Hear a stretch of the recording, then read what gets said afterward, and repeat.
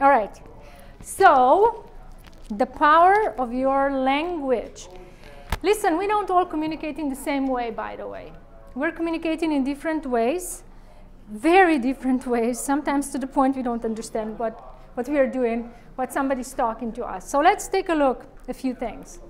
So first, there are two detrimental phrases that I would like you to never use again. The first one is I know, and the other one is I disagree. When I say I know, I'm not talking about things that you say you know, like I know that car is red, because that's obvious, right? Or yes, I know about this and that person. That's all good. But when somebody is telling you something that you've already heard before 5 times, 10 times, who cares? And you say, yeah, I know that. And you shut them down, say, don't share this with you. You just may have lost an amazing learning opportunity or insight.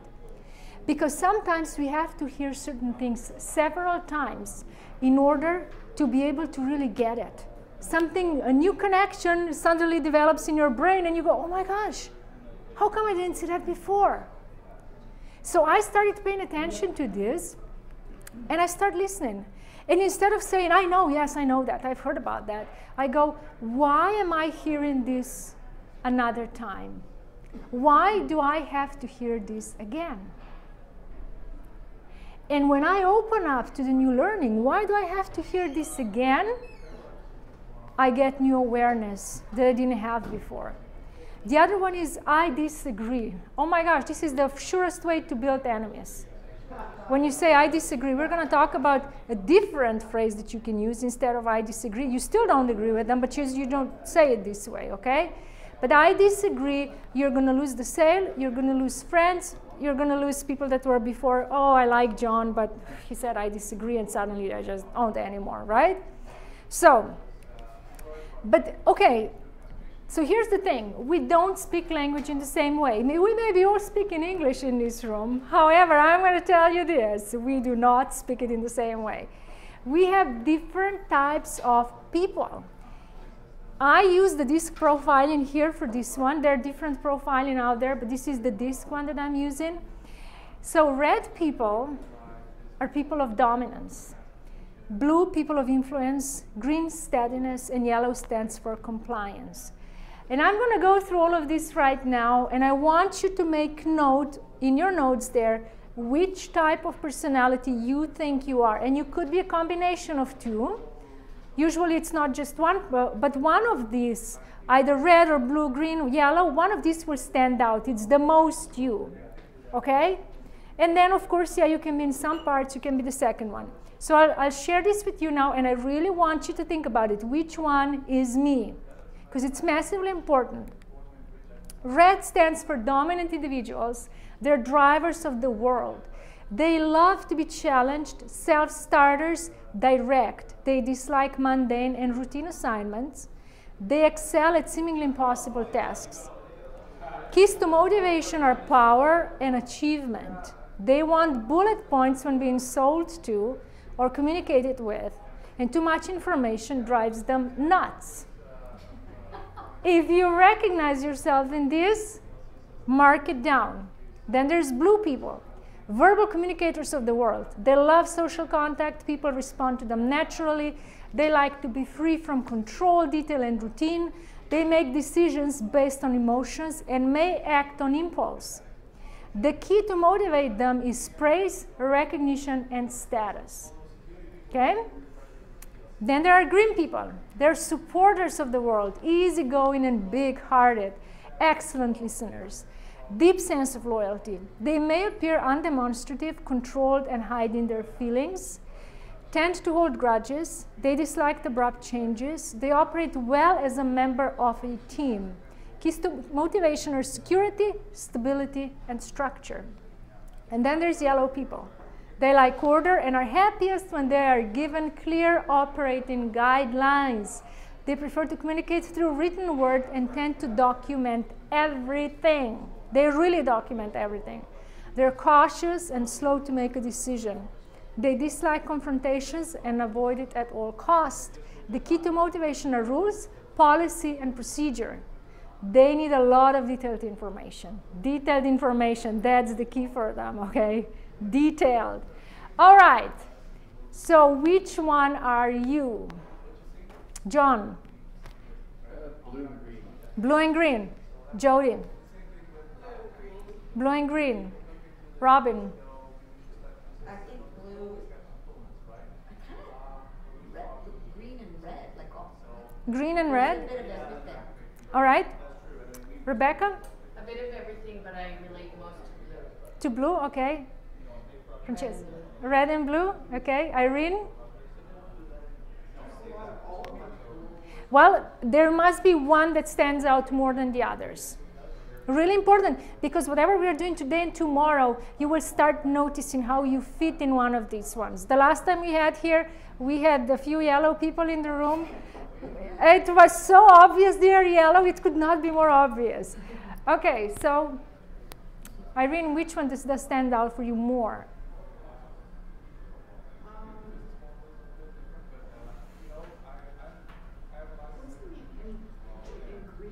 Green, they're supporters of the world. They love being part of the team. They're easygoing. They have deep sense of loyalty. Is that you? Do you like being part of the team? Well, I have And a sense of loyalty, but not. do you like to support others?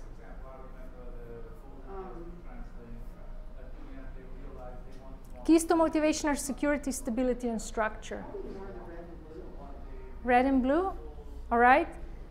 Linda? Blue. All right.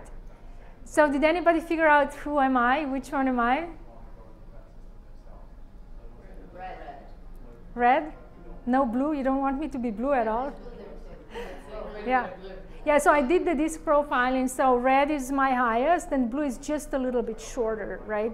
So, but it's true, let's say I want to communicate short. If I have big sentences, big emails, I can't even read through them. So that's why I want you to pay attention. What kind of emails do you write? Are they long emails? Are they short emails? Because if they're long, you're most likely yellow people, right? And maybe not totally expressed in yellow, but maybe communication style is in yellow, right? I had a client, this was my first yellow person I ever worked with. It was a few years ago. And he said to me, he was not a business owner, he worked for somebody else. And he said, I just cannot get along with my boss. I send my boss an email, she sent me back another email, she just doesn't get it what I'm saying. I just don't know how to communicate with her.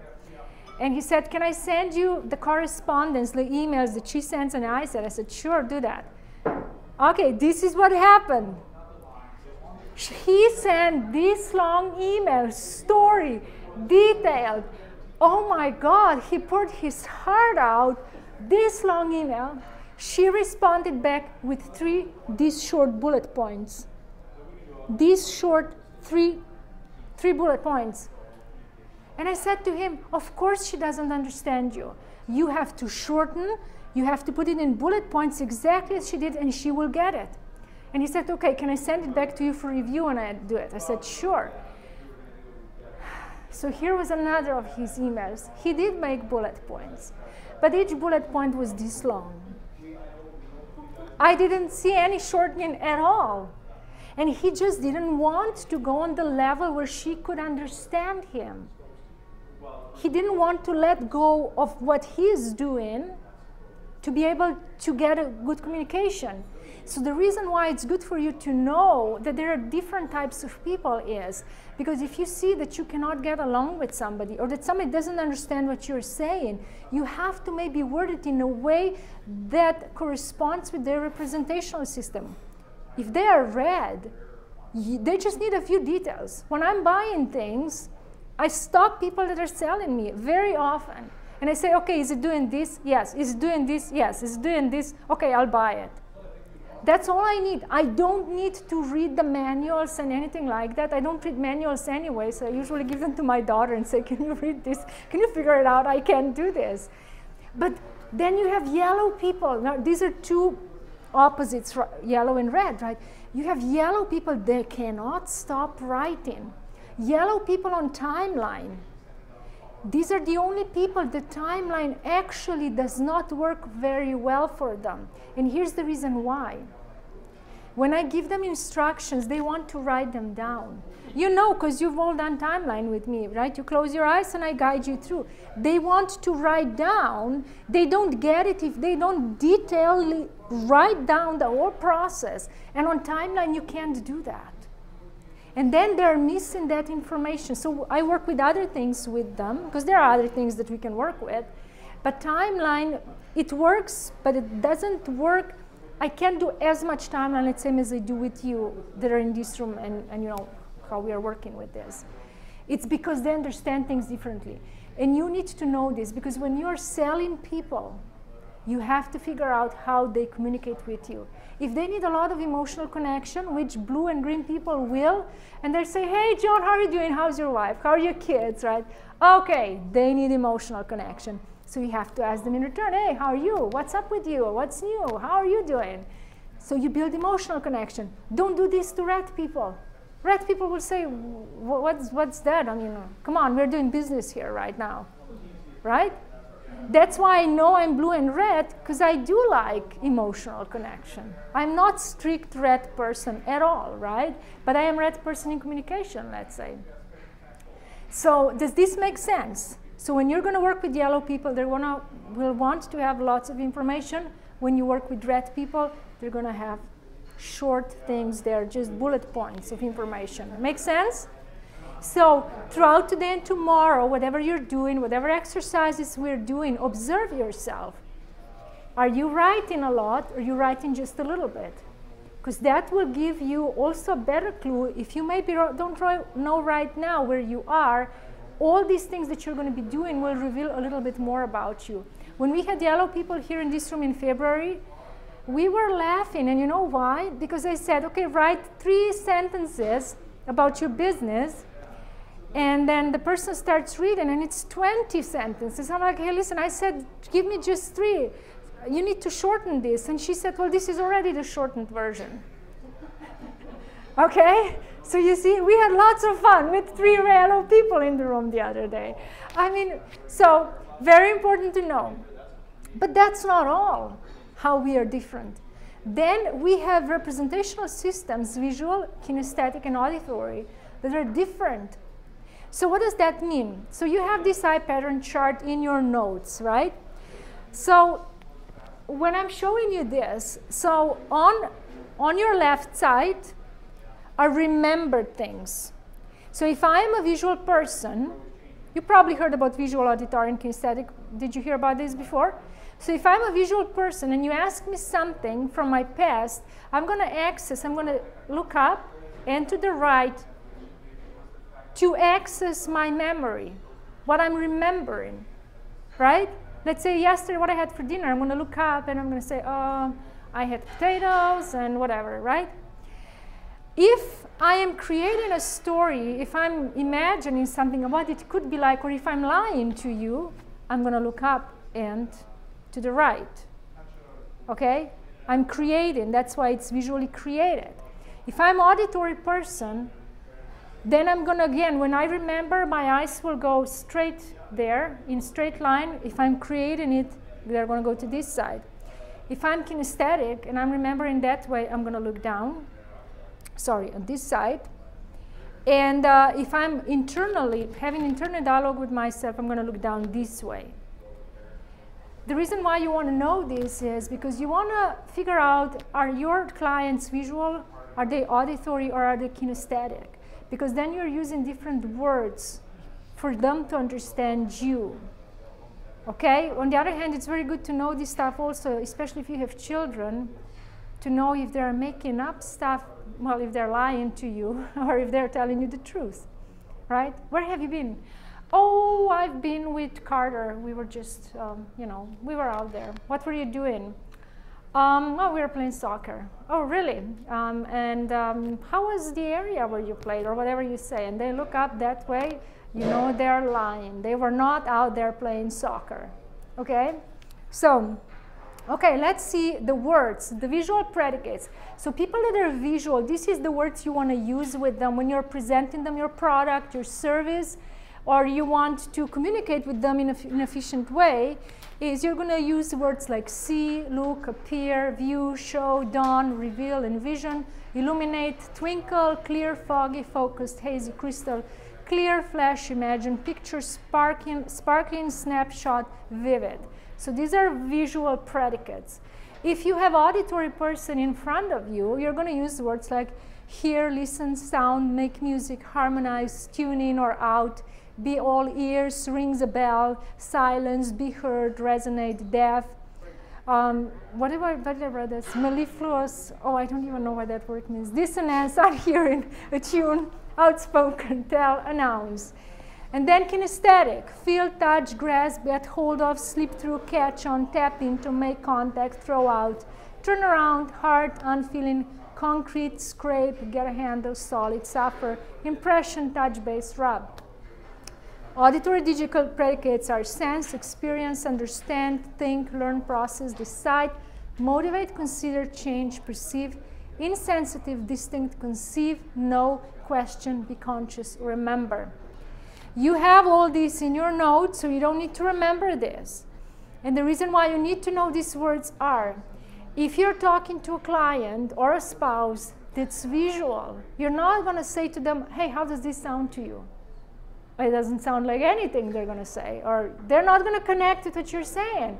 But if you say, do you see my point? Oh yeah, I see your point. Or say to a kinesthetic person, do you see my point? Nope.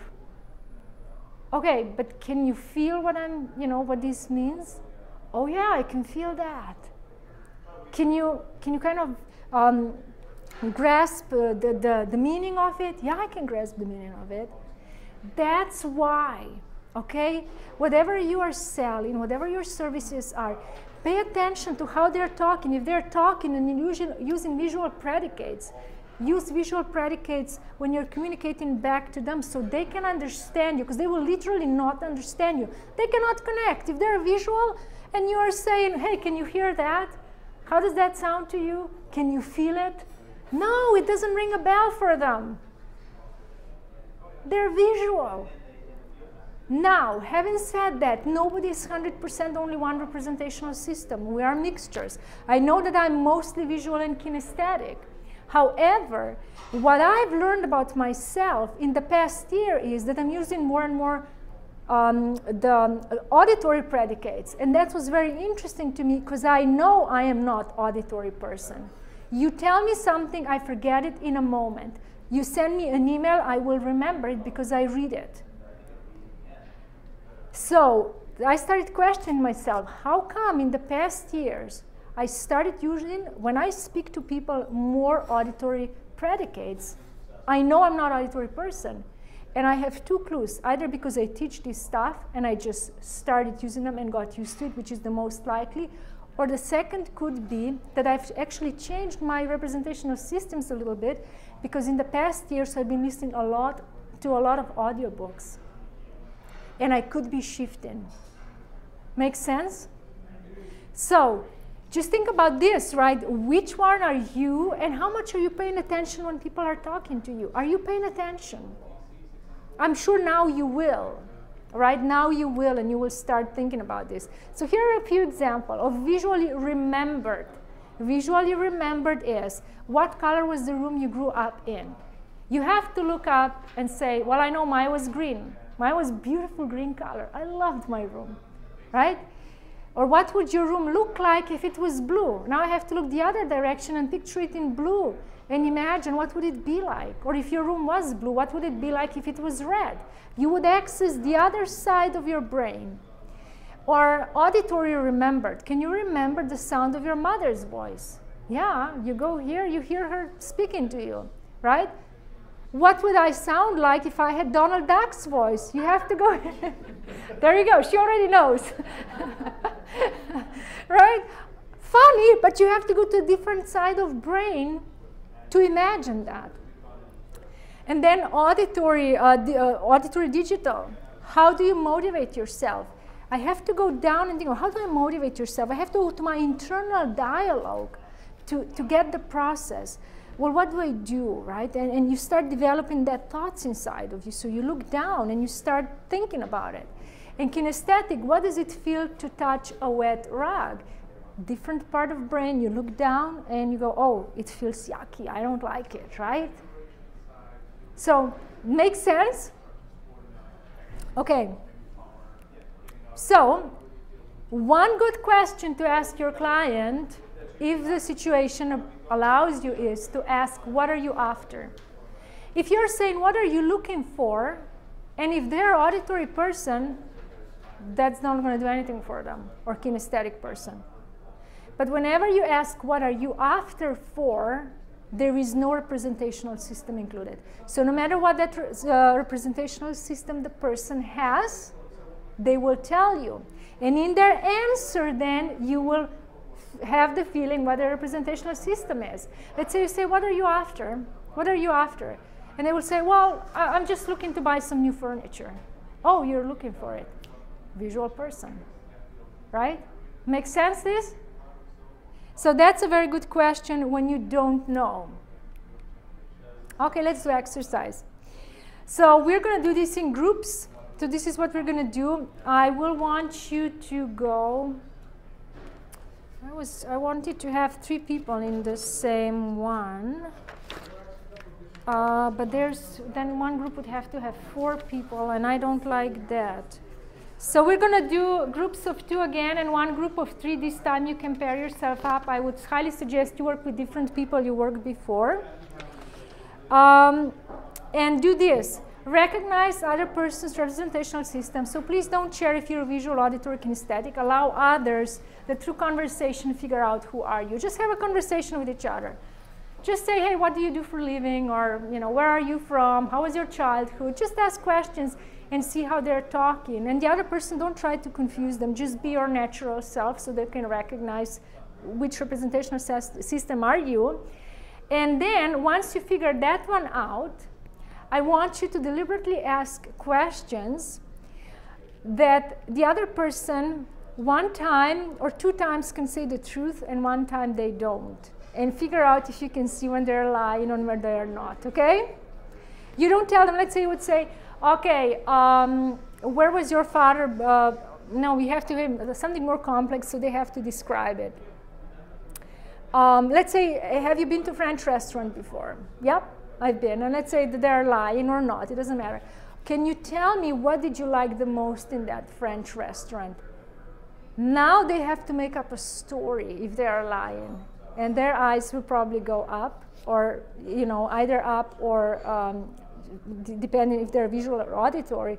But they're going to go to a creative space, not to remembered space. Okay, that's why I use the charts that you have here to figure out, are they telling you the truth or not? Okay, so we're going to have lots of fun. I have a question. Yeah. Sorry, you probably said it, I completely missed it, but what does the R and the C stand for? C is creative. That's when you are imagining or lying. And R is for remembered. Yeah. Okay? Okay, so pair yourself up. One group will have 3 people in the group.